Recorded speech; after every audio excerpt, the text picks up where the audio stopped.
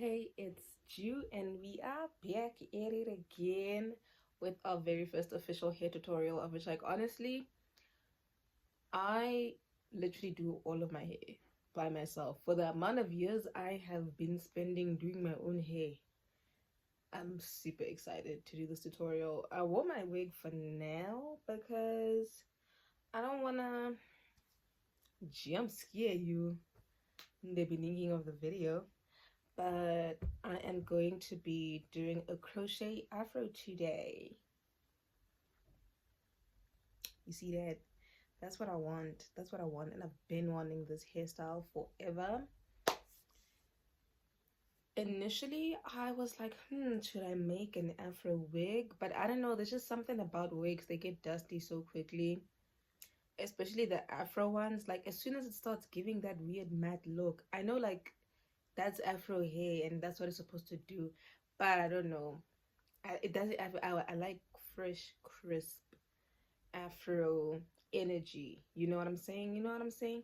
So yeah, initially I wanted to do a crochet afro onto like a net, but I was like, nah, let me not do that. And then I saw a couple of people do a tutorial where they crocheted Marley hairpiece. Plus, by the way, we're gonna be using this hairpiece today. And we're going to be just using one pack, of which the tutorial I saw for a different method, she only used one pack. And I was like, yes, this is exactly what I want. The first tutorial I saw, they were crocheting hair into cornrows. And I was like, okay. But I was like, damn, now I got to take guap out to do cornrows, of which the last time I did cornrows, that lady pulled on my hair so badly that I'm still recovering from how much she pulled my hairline back. Like, my hairline is recovering from that, and that's exactly why I don't like going to hairstylists. I used to have a really good cornrow lady and her prices were sexy, but then I moved, so it just is what it is. So the method I'm gonna use today is pretty much doing actual individual braids with your hair and then crocheting pieces of your Marley hairpiece from the root down to the end of your braid, which is kind of like, it's giving like the method of people, the method people use to install goddess braids, where they put in like the curly fibers and stuff like that. And there's something about that method that is just really sexy, really sleek, and also something I can do because I can definitely do mini braids on my hair. I also like the accessibility of being able to moisturize my hair and scalp. And I don't know, it looks like it's going to be way more manageable. So that's the option I am opting for. My natural hair is already in braids at the moment, okay? Because when I took out the micro braids, like actual like micro braids that I did, so picture here, and they were so cute, super cute. When I took them out, I washed my hair, conditioned it, blow dried it, and just immediately put it into these, because if I don't, my hair is going to be this big if I leave my afro out, and it's also going to tangle and I'm going to just shed way more hair. This method of just keeping my hair braided helps with reducing the shedding that comes from your hair being coiled.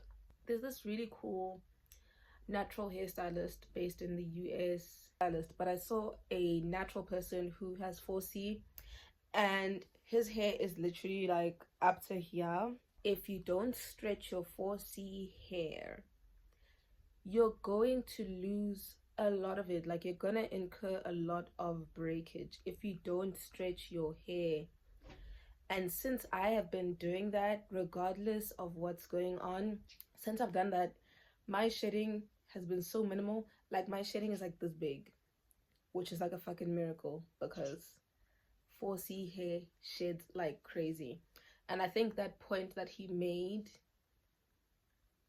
I don't know, game changer. I feel like y'all need to get into that. We're going to do the same braids, just more organized, a lot smaller, because a lot of these are like really, let me get the camera closer. A lot of these are really thick, and the squares are huge. See, like, this one's huge. Do you know what I'm saying? These ones are smaller. Like I want them nice and neat. I also want to prevent this from happening at the ends, so I'm just going to be taking a couple of precautions to make sure my ends are flattened and sealed. I'm actually going to chop this fiber in half because it's super long. This is 60 inches, and I'm sure that's like 60 inches curled, so this is actually super long. This is gonna fit my head. My head is really small, guys. Well, it's not small, but it's definitely not big enough for this to not be enough. Yeah, but for anyone else, I would say get an emergency pack in case you never know. So yeah, also I wanted to do a length check, but I literally just came out the shower, and yeah, my hair soaked up all of that, you know, residual water that was, you know, hitting it, touching it, and pausing. And that's exactly why I just keep my hair in braids, because even like the way I'm stretching it now, okay, but that kind of is my length at the moment. All right, I've got my measuring tape. No, let's take a smaller section, because this big gunga section is definitely not gonna stretch to the max. It's at, I think that is 14 centimeters. Yeah, let's check one more time. But also, my hair is not an even length, low-key, but it's not like that noticeable. But there's an area where I chopped a little too much. I don't know how and when and where that happened. Okay, so it's the next day. I actually spent majority of yesterday reparting and organizing my, you know, unparted or just disgruntled braids and twists into more organized and parted braids, so I can crochet this Marley fiber onto my hair. So before I went to bed, I just decided to braid the hair and keep it together so that I don't wake up with it mangled, you know. And it also helps with just keeping it out of the way, just because the fiber is very like it'll be all over the place. You'll be doing a braid and suddenly you're pulling pieces from another braid. So yeah, I just wanted to show you guys. So I just wanted to show you how it looks. So yeah, see, I have like 3 pieces in one braid has 3 pieces. Yeah, I don't know if I want to add more, but I think 3 is fine. I feel like the density is low-key gonna build up and increase the more, you know, I attach these fibers. Because also initially I was like, damn, am I taking big pieces and then start taking small pieces? But now I'm doing big pieces again. Let's take out the last braid. That is the first row, so you can just see how it's looking. This is how it's looking so far. And once it all builds up, like, see how already when you're looking here, you can't really see the ends of my natural hair or my natural braids. It's gonna look so good once I'm done. I'm so excited. So excited. Okay, let me start tweaking. But yeah, that's just where it's so dry. That's just where I'm at. Let me also quick lip gloss break. This, I'm so addicted. I am so addicted. You did your big one with this, and I think I love the feeling of this Essence gloss so much because it has really great oils in it. Like, I'm gonna read the ingredients to you guys, because I couldn't figure out if I'm just addicted to it because of the taste, because it has this like just cute sweet strawberry and a taste. The fragrance smells amazing, but it has carrot oil. Wait, it has sweet almond oil, yes, castor oil, canola, carrot seed oil, glycerin, which this is just a beautiful ingredient list for a lip gloss. so many lip gloss brands that I use. Like actually the other Essence one, the just pure clear one, I don't know where it is. It's somewhere in my makeup bag or in my handbag. That one, I like using it, but my lips feel dry. If I don't pre-moisturize my lips with something else, when the lip gloss, I guess, absorbs into my skin or it runs out because of, you know, just like it going onto items and things, my lips feel dry. And with consistent use, if I try to use that lip gloss as a daily moisturizer, it doesn't really moisturize my lips. My lips tend to peel within like 3 days or so if I use that one every day. But this has kept my lips so juicy and hydrated. I'm such a big fan. I need to get like 10 of these. 10 of these. Hear me out. Hear me out. Because I think even just the feeling of opening a glass and it smells so good, and you put it on your lips and you get a little bit of that residual taste. We're not eating it. And we're not eating it. We're just we're just tasting in passing. I don't know. It's so cute. It just gets me going, you know. It feels like I'm slathering a bit of honey on my lips. But Tito, someone needs to make like a lip oil with honey. Yes, a lip oil with honey is needed, because I'll be the first to buy that, because honey on my lips, sweetness on my lips, sweetness will not talk. You already know that is my love language. Because right now I'm using my actual crochet hooks. I'm using these two hooks. I'm using 2mm and 2.5, and that is all just dependent on how thick the piece of hairpiece I'm using. Because when I do want to crochet hook it into my hair, I twist it like this so I can hook it efficiently, because there's no way you're gonna hook this. You're not gonna do anything with that. That's not happening. So yeah, I twist it so I can pull it through my hair. I pretty much just poke through my hair, pull it out. It is a little difficult because it's not like the other crocheting device specifically for hair installation, where it has that closed clip. So even when you pull in and pull out, you're not grabbing any hair. You're not grabbing things. But with this, it's a little tricky, honestly, but like I can do it. I've worked my way around it. I just put it in, sometimes just turn it upside down, or I place it specifically in a gap in the braids.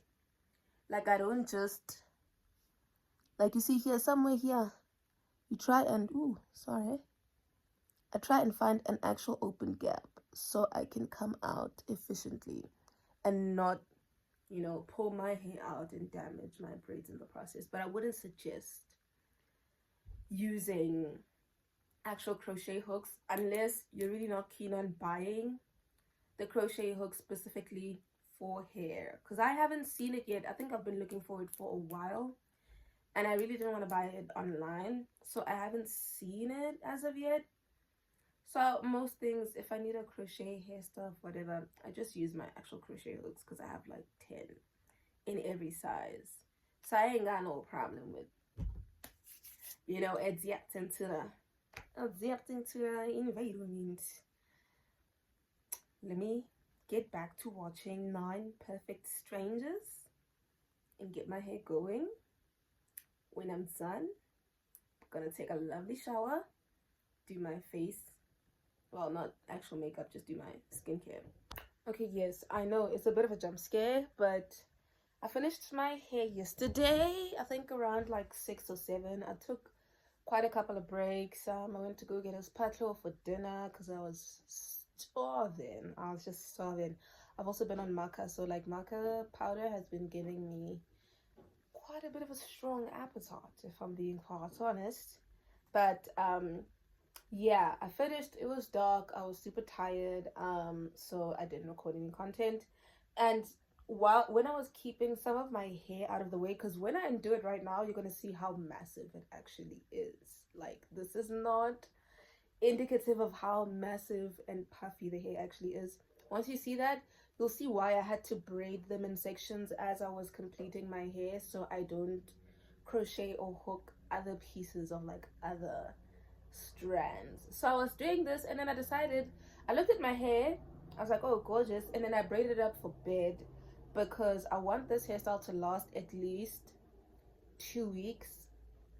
I want to push it to 3. I always want to push a hairstyle to at least 3 weeks. And also, by the way, I still have leftover fiber, and we're gonna do the big reveal of how much fiber I have left versus how much is on my head after I take these down.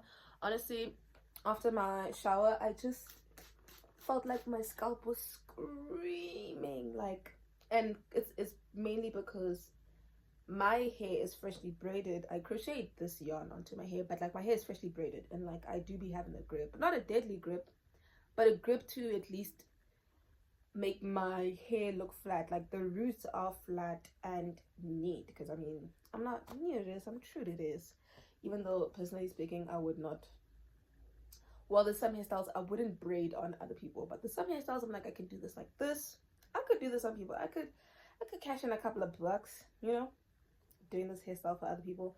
But yeah, I just needed to spray my hair. I actually started with this Clicks Hair Rescue, which I'm trying out. Honestly, for most of my journey, I've been super simple, super natural. Yeah, before getting this spray, I actually got the entire trio. Well, my mom actually got the entire trio, and then she was like, oh, let's share these. I used them on my wig and a couple of her wigs to kind of like revive and refresh them, but they also are really good and really healthy for your real hair as well. Honestly, there used to be this spray that I loved to the moon and back. Like my mom and I loved it, and my hair was the thickest and strongest when we used this spray with what's it called, bergamot essence. I think it was hair placenta. And like, I think as a kid it used to mess with me. I was like, hair placenta, and I'd hear that, hey, apparently placenta is this thing that is a part of like the birth, whatever. I was like, is this thing made out of human placenta? But obviously not. But that hair placenta spray that you find in the hair aisle, that combined with bergamot essence from that brand, the red, yellow and white boxes with that Grootman on it, that like the range that brand sells kiddies medication, also like super old remedies and stuff like that. They have bergamot essence. You put that in that hair placenta, your hair is gonna grow like crazy, and it's gonna be strong. It's gonna increase your hair density.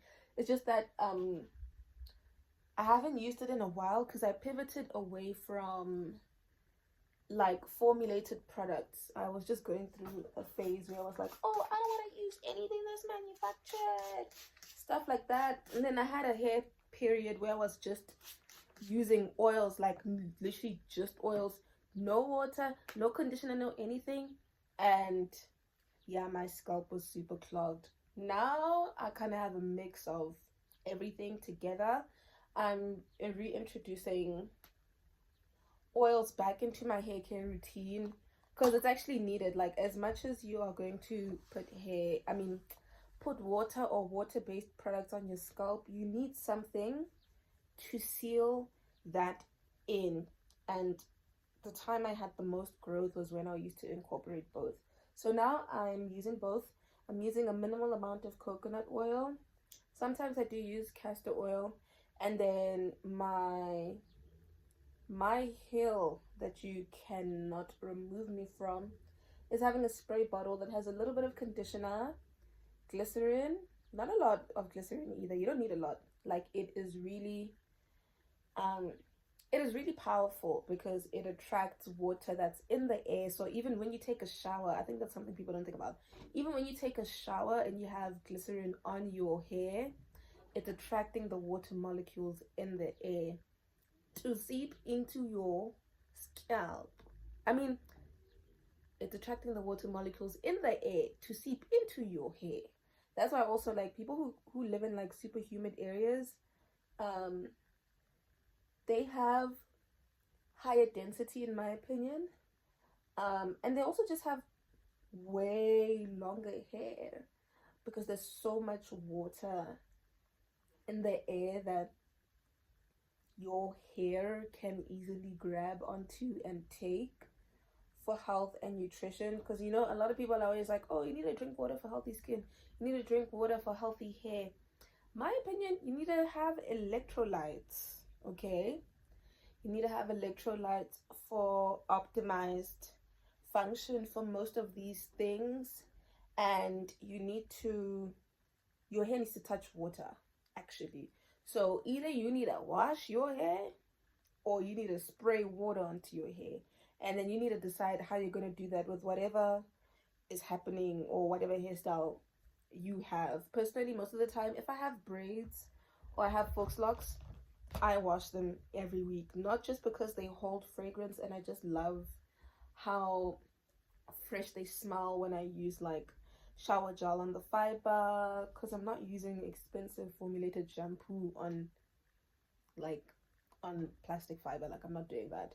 So I typically just put shower gel on the actual fiber, but if I want to cleanse my scalp, I use actual shampoo. So then I come out and I smell like just a beautiful floral clean concoction. Yeah, if I have braids, forks locks, I wash my hair. Even when I have cornrows, actually, anytime I have a protective hairstyle, I really need to wash my hair. For this hairstyle, I think if I want to wash it, I will have to wash it like this and only wash the scalp and rather rinse these bits, because this fiber, it mattifies with like water contact or like doing this, like obviously typical things that would make hair mattify. That is gonna happen with this fiber. So yeah, that's gonna be my strategy, because one thing that's for sure, like I gotta wash my hair, Sham. Even if I just have my normal twist or braids with my natural hair, I don't care that it's gonna make my hair shrink. I don't know, there's just something very important and crucial to my sanity for like involving water just touching my head, having a clean scalp. You know, sometimes you can just feel after shampooing your hair, you feel like you can think straight. And like cold water on your head is so great for headaches. So yeah, sorry, I just went on an entire yap session, and I'm like, yo, I'm sure the person who's watching this is like, yo, when is she gonna start taking down the twists? But yeah, getting back to what I was saying, my routine is, yeah, spray bottle with water, glycerin, a couple of essential oils. I'll put in rose essential oil, tea tree, sometimes lemongrass, rosemary. Not all the time though. I like, people tend to like over obsess over something that like some one person has hyped. I don't know, I feel like people fall for propaganda so easily, like way too easily. I love me some rosemary. I love rosemary more in cooking than in hair products, because I feel like there's just way more things that are better for hair growth. You'd rather want to look at neem oil for hair growth. You'd rather want to look at glycerin. I can't tell you how many people have seen amazing results from glycerin based products. If you have ever used MPL, the product, let me see, do I have the bottle? Okay, I'm coming back. If you have ever used MPL and you saw amazing results, it's because it's a glycerin based product. That's the truth. Like, MPL is a glycerin based product, and that's why it has amazing hair growth results. But it also varies because it depends on your water exposure. That's the truth of the matter.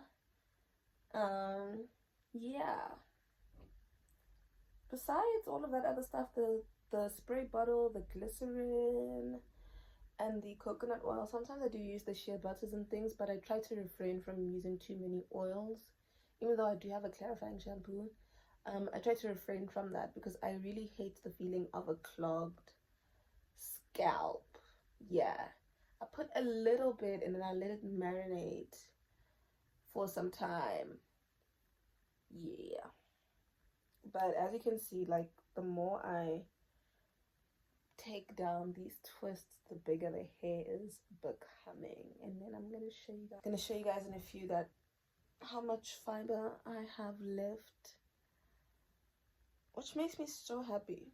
I was so worried about not having enough fiber and having to get another packet, because I bought this packet I'm sure like a month ago, and I have been plotting on getting this hairstyle for a while, but I was like, shit, I don't know how to do cornrows. I don't want to pay to get cornrows done because people always find a way to mess with my hair, whether it's giving me severe heat damage or pulling my edges back. I just can't deal with it. I don't go to the salon in general, but sometimes, there's certain things that you can't do. You want to go there, and then you realize, yeah, that's why I don't want to go. That's why I need to learn how to do this and to do that, and then it just becomes a bit debilitating. Yeah, because it's no longer about, oh, I'm not going to the salon because I don't want to spend this much money. It's genuinely because you want proper hair care. You want proper services. We don't want to get scammed. And honestly speaking, the xenophobia in this country is not us getting helping us with getting better services in salons, considering that there's a high demographic of foreigners, our brothers and sisters, Baja Zimbabwe and Malawi, and like there's a high influx of people from those countries who work in that space. I don't know why my camera is doing that. There's a high influx of this type of people. So I don't know. I feel like if people started to understand that xenophobia is gonna get in the way, or it's what's getting in the way of better services in particular industries, better products as well for certain things. If they understood that, then yeah, man, we wouldn't be having some of these problems. Sometimes we get mistreated because they don't see us as their kinfolk, because we're treating them like they're not Africans. We're treating them like these creatures, and that's not fair. But anyways, so this is the hair. This is all of the hair, and it's huge. It's definitely huge. I love the amount of movement it has. I don't know, it's just so fun. It's so fun, and it also feels good. I was worried that it would feel hot. I was worried it'd be a hairstyle that feels hot, but actually there's a lot of breathability. I haven't fully shaped the hair as of yet, but honestly I just feel like certain parts need just a little bit of stretching. I did shape this front part though.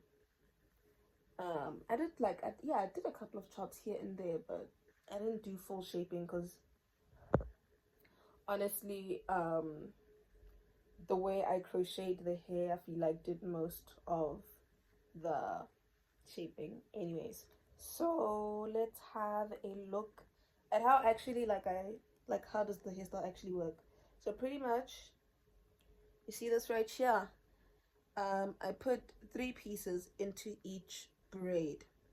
I crochet at the root, take my crochet hook. I think I showed you guys in the other clip though. Yeah, take my crochet hook, put it through my hair, grab the fiber, pull it out, hold it as a loop, put the 2 pieces through the loop, and then tie it, like tie a knot with the hair. Yeah, and then I did that with 3 pieces. For me, what I would advise is just be mindful of the thickness of the pieces you're crocheting, because the more, like, if you're gonna do thick pieces, you might want to do 2 pieces of fiber per braid. I was literally burping here. I don't know, it startled me, but please subscribe, y'all. Please do subscribe. Yeah, you might want to do 2 pieces of fiber per braid. I did 3, but I made sure that, like, as I was approaching the bottom, also because the size of the braid gets thinner towards the end, I would take smaller pieces and I would use a much smaller crochet hook. For me, I think something to keep in mind, keep in mind the size of your braids, the size of your braids and the number of braids you have is going to affect how much hair you need to crochet into achieving the full look. I went with super small braids. Like, if you have a look at them, like they're pretty tiny. And even in the other clip you saw that I did pretty tiny braids. And they ended up being a lot. I think if you have low density hair, I would suggest adding this fiber to your braid, like braiding with this hair so that it can be thicker, so that you can crochet it again back into the braid properly. Because if your braid is too small, if it's too thin, and you're not like me where you have a variety of crochet hooks like I used, you see how tiny this is? For these braids at the front that are super small, yeah, I used this crochet hook, of which I have it, but like if you're using those hair crochet what things, it's gonna be a little tricky. It's gonna be a little difficult for you to get that done. So you could look into braiding your natural hair with this fiber so it's a little thicker. It's super light, honestly. It's not gonna make it any heavier than it already is. You could do that just so you're able to actually poke your crochet hook into something. And then when you do that, yeah, you'll figure out how like you do your density. And yeah, honestly I don't have a lot to say. Oh, I was supposed to show you guys how much fiber I have left. So this pack had like three yeah, it had 3 pieces of fiber, and I cut them in half because they're super long. Like, you see how huge this packet is? 60 inches. I would cut them in half, and then when I would crochet, let me open this up for you just so I can do a quick demonstration. When I would crochet, I would pretty much take this hair,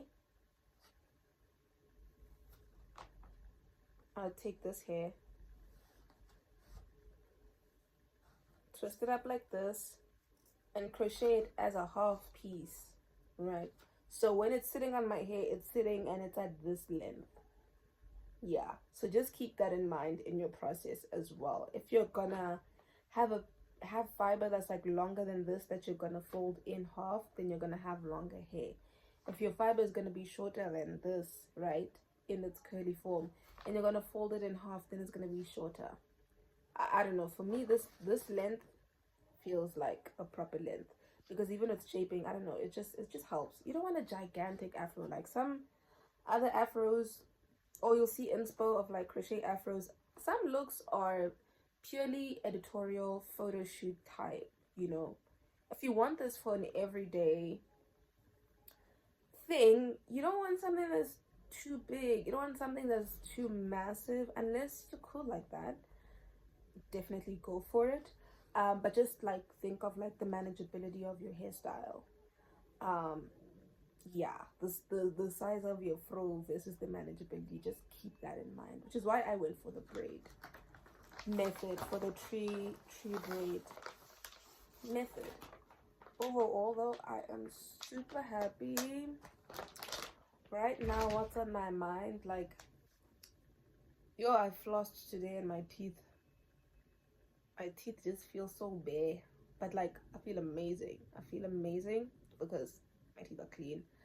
But oh my gosh, my teeth feel raw, like they feel. I'm gonna have some peppermint iced tea. Also, another thing I think that's, well, it's not bothering me, but my wisdom tooth is growing. Yeah, I think it's like I woke up one day and like this side of my mouth was painful, and I was like, how did I scratch something? Was my toast too crispy? Because I'm that type, like I like crunchy things, and some people say it scratches their mouth. For me, it actually really doesn't. I think I'm like used to it or something, I don't know, but sometimes it is a bit squatchy. But I was like, no ways, why would something scratch me at the back of my mouth? And then when I was flossing today, I looked in my mouth. I was like, oh, my wisdom tooth is growing. Like, it's slowly protruding out, of which it's not as painful as as like other people's wisdom tooth shandies. Yeah, where they're like, oh my gosh, they're in so much pain that they can't think. I don't know. Mine is just, it just isn't doing that. It's just slowly peeking through, and the gum here feels tender. That's about it. Besides that, yeah, that's about it. And like also an eye, there's just like a bit of like a looseness, which indicates there's like a bit of pressure or shuffling going on in here.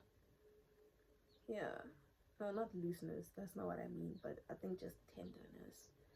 Yeah, and I don't know actually how that's gonna roll out, because when I was looking at my mouth, actually wait, this is about hair. Let me not let me not do this. Let me do a separate entry about it.